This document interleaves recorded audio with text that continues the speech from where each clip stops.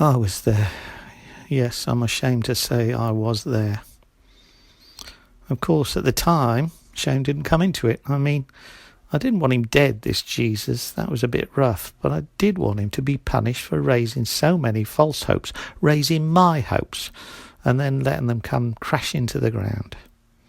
You see, most people just want a quiet life. Sure, life under the Romans was a bit of a pain, but there were plenty of good things about it too.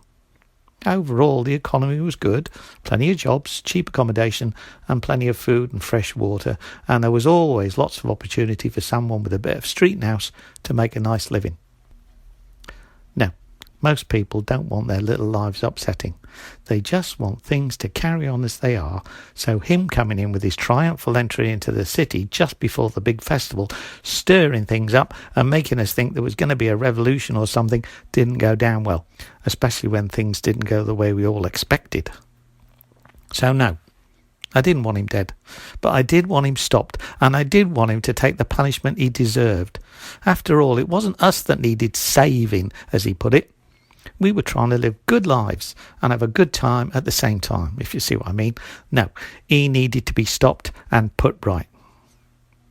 So, there I was, standing in the square outside Pontius Pilate's house, watching what was going on. It wasn't a pretty sight. It was very clear he'd already been beaten up pretty badly. I certainly struggled to see it was the same guy I'd seen on that flipping donkey. But then, if you go head to head against the powers that be, there's always only going to be one loser, isn't there? No surprise there then. Anyway, you could tell that Pilate was having a bit of a struggle. If you asked me, he thought it was all a storm in a teacup.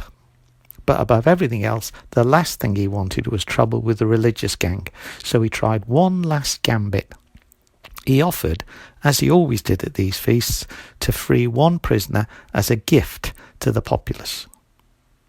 I think he was trying to get this Jesus guy released, and so he brought out a real nasty piece of work, Barabbas, as the other option. But then, blow me down, everybody started shouting for Barabbas to be released. Well, that was one master plan that backfired, wasn't it? They think they're so clever, these Romans, but they don't understand us, do they?